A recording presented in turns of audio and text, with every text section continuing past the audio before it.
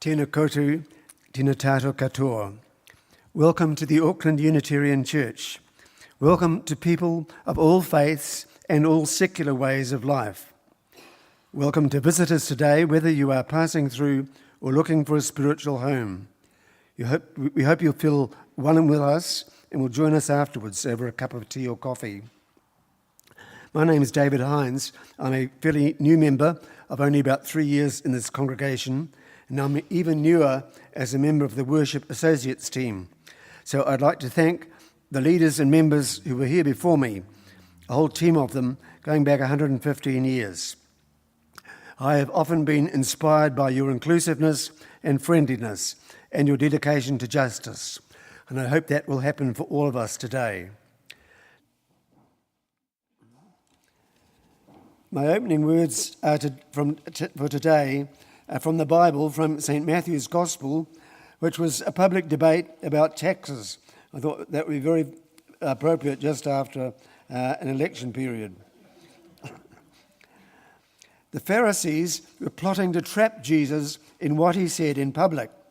So they sent their disciples to Jesus and said, "Teacher, we know that you are sincere and teach the way of God in accordance with the truth and show deference to no one. Tell us then what you think.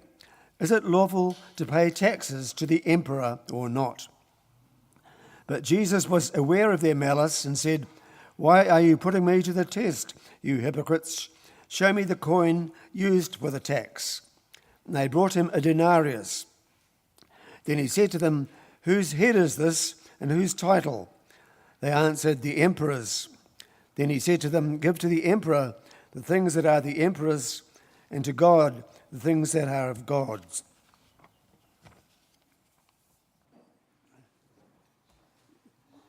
Today I want to talk about how many white lies is too many. I got a surprise a few weeks ago to find out how many white lies I had told in a single week, or deliberate evasions to keep people in the dark, and it came up to 5. And there were a few other times that people said things were wrong, and I also deceived people by not saying what I thought about this, and so everybody will have got the wrong impression thanks to me. And of course there have been dozens of white lies in the media of the election in the last month or so. I think Winston Peters probably holds the record, but nobody seems to mind. Some people can get away with it brilliantly. Others just make fools of themselves. So I thought I'd look through history and find out some examples and some guidance about how to deal with white lies or the things that we want to cover up. Sometimes, I must say, there is a good reason for it, but since I have found myself doing so many of them lately, I thought I should do a reality check and say, was there a good reason for all those? And I hate to say it, that most of them there wasn't. One white lie I'm always doing is about my religion. I'm a Christian atheist, and I must admit that sometimes a lot of people think that's weird, and so rather than have people saying I'm weird every time it comes up, I don't say it, or I might say half of it. So if I'm if I'm with a group of Christians, I'll say I'm a Christian too, and I'm with a group of atheists, I say I'm an atheist too. And sometimes I end up misleading people badly because of it. One time somebody donated some money to a cause that I supported, and I had just been writing a comment, and somebody had said, "Are there any Christians in this organisation?" I said, "Yes, I am," and so he was quite pleased with that. But then a few days later he found that I was an atheist as well, and he made a big donation to us, and he said, "I want my money back." But anyway, a similar situation came up here only a couple of weeks ago. We had a Salvation Army officer, and there was a sort of cheerleader with him who got up and made a real Salvation Army kind of speech saying how good it was that Jesus came to save us all and died to save us from our sins. And I felt like saying, "Excuse me, we're not all Christians here." But I didn't, and neither did anybody else. So we all felt politeness required that we leave her in the misapprehension that she came in. I think I'm going to add that to one of my list of evasions. When people assume that everybody else is, make a wrong assumption that I brightly... Does she?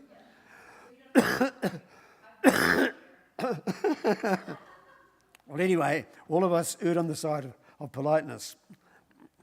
Well, politics is full of white lies, and I voted Labour's, and one of the policies of theirs that I liked best and that they're hoping to bring in was a capital gains tax. But they never actually said they favoured a capital gains tax. So I thought, have I voted for the wrong party? And their previous leader, Andrew Little, had said they're going to set up a working group to study it, but he didn't say what I hoped he would say, that they believed it would be fairer, that it would catch up income from rich people who hardly pay any tax at all, and would help to slow the housing crisis. Nobody said that from Labour. All through the election campaign, nobody said what a good idea a capital gains tax would be. Jacinda Ardern obviously felt Andrew had been a bit too timid on this idea, so she inched a little bit closer to the truth and said if the working group favoured a capital gains tax, she might introduce it before the next election, which is a little bit closer because that's what she really obviously was hoping for, but it's still a bit evasive, isn't it? They were obviously scared of losing votes, and they lost votes anyway because people guessed they would favour a capital gains tax, and it looked like they were lying about it.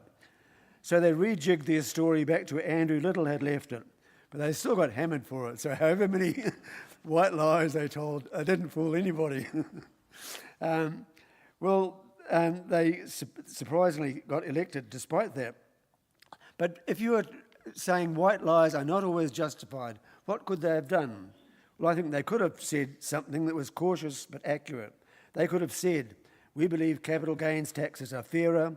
We would like to work out the best version we can, but we will consult people about the details. I think that would have been more honest to show they really liked it, and it wouldn't have made it more definite than they could afford to. But anyway, I did sweat for them as they were doing this.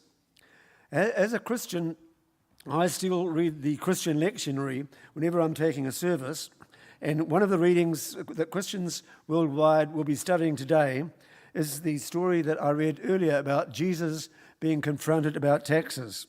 So would you believe that Jesus also got into a public debate about taxes, just as we have? And it happened this way. He was thrown a very dirty question from the audience. It sounds a neutral sort of question. Is it right for Jews to pay taxes to the Roman governor? Now, in those days, some people thought you should, and some people thought you shouldn't. So it was fair enough that they should ask Jesus which group he sided with. But he didn't give a straight answer. He said the very kind of, he threw the question back at his critics and added a sarcastic remark about them at the side. He said, "You hypocrites, show me the coin that is used for the tax."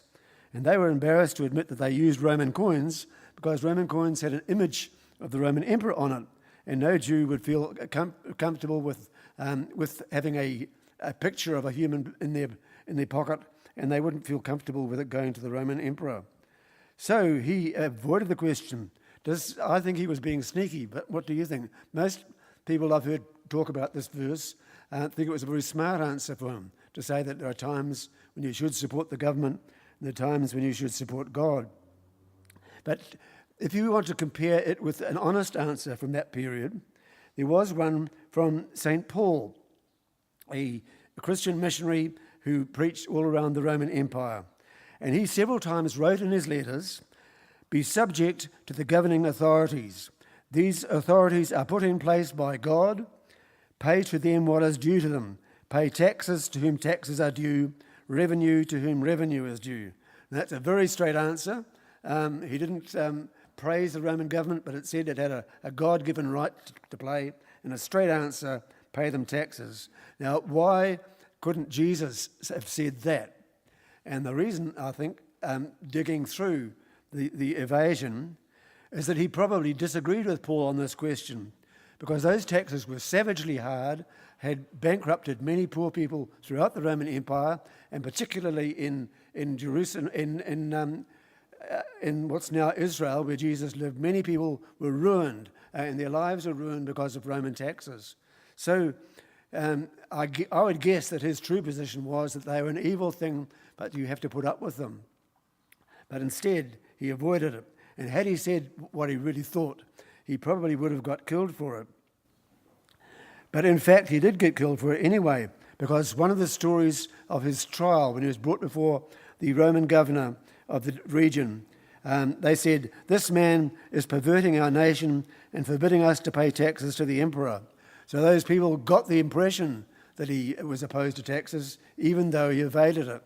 So, and you can hardly blame him when his own life was at stake and others at stake as well, that he evaded it. But I think it was an evasion, probably justified by the fact that it was really a life and death matter, that he shouldn't say exactly what he thought. So you can't blame him. It was a very dangerous subject. But we often evade the truth in a similar way when there is no real danger to us. We're just being cowardly. There are lots of other political fears and evasions about whether all the National and Labour and the Greens all suddenly afraid to criticise Winston Peters because they all knew that they were going to need him. And so they ended up saying all sorts of nice things about him, which are probably white lies as well. All very pleasant and very understandable. I wouldn't blame these people. I think we should go a bit easier on our politicians and admit that sometimes their white lies are necessary. Closer to home, though, I can think of many times when I have avoided people telling people bad news. And I mentioned members of my own family who were seriously ill. And in a number of those cases, we sort of conspired to hide it, including from the people themselves. We didn't say, the doctors have very bad news about you. We didn't pass the news on to other people that we thought would be hurt by it. A whole string of situations when we covered up to avoid pain to those people.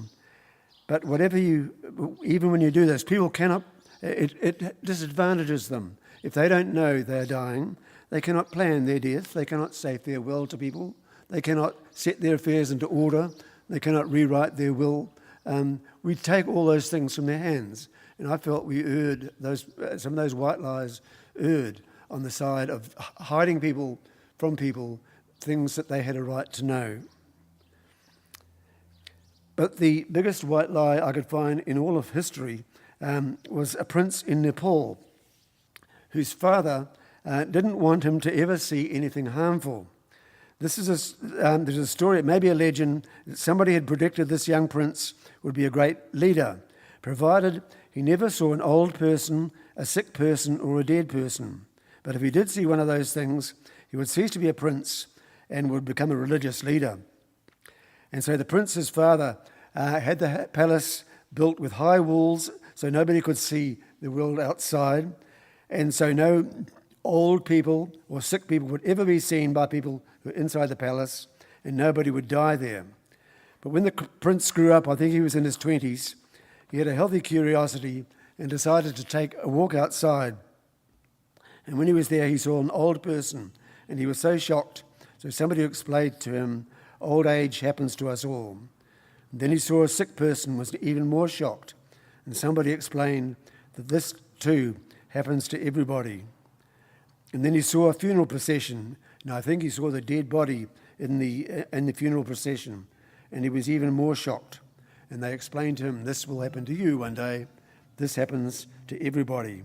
And so he gave up being a prince and set out trying to unravel the mystery of suffering and death. This was the Buddhist leader, Siddhartha, and that was how he became a Buddha.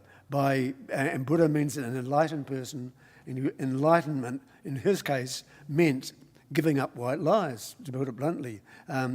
He said all of us need to face the fact that life is full of suffering, and he spent a number of years following Hindu religious leaders trying to find the answer. None of them gave answers he was satisfied with. And eventually he came up with his own answer, which involved being aware of the truth of suffering, facing it, by facing it, overcoming it. And his final move in his life's journey was when he believed that the gods were calling him to share this enlightenment with others. So I think myself that is one of the best answers I can think of to the story of white lies, that the unpleasant truths are part of life. We need to cope with them. We shouldn't be running away from them. So I found that a very helpful example.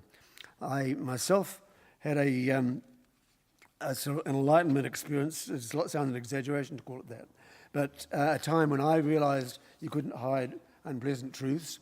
I was a Methodist minister back in the 1970s, and I was a heretic. I didn't believe in life after death, and so I made no secret of it to my congregations, and they put up with me. But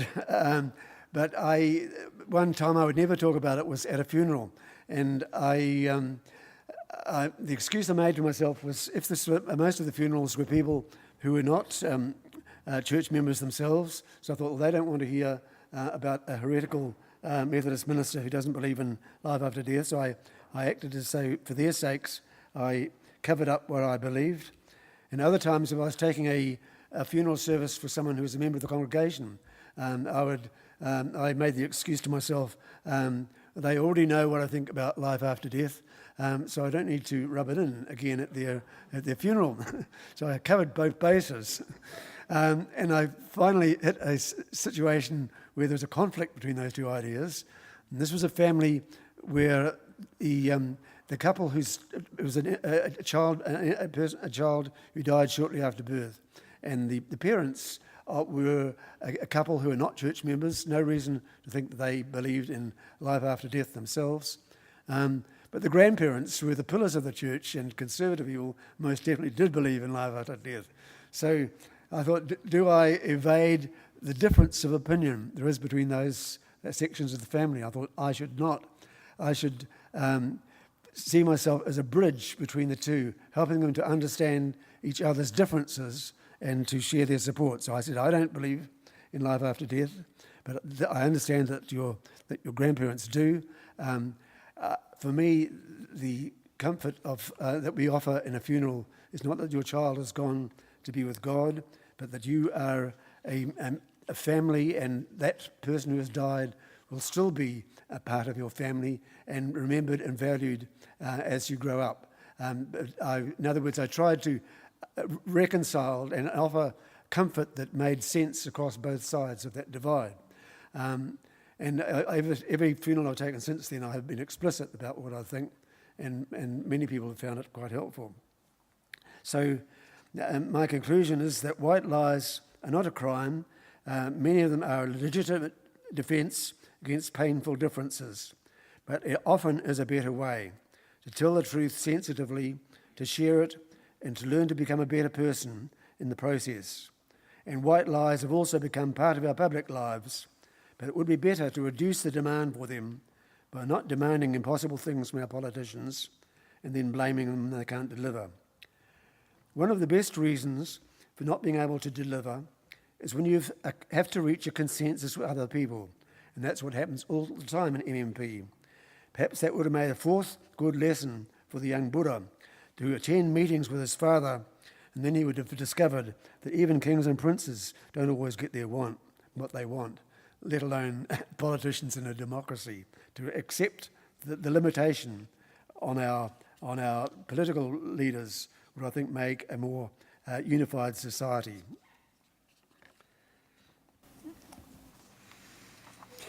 I'd like us to think in our meditation of some of the people who are in sensitive situation with us, who are in trouble, who we have serious disagreements with, and how we have to how we should address them in future, how we should draw the balance between empathy and honesty. So let's pause a few minutes to each think our own thoughts about this.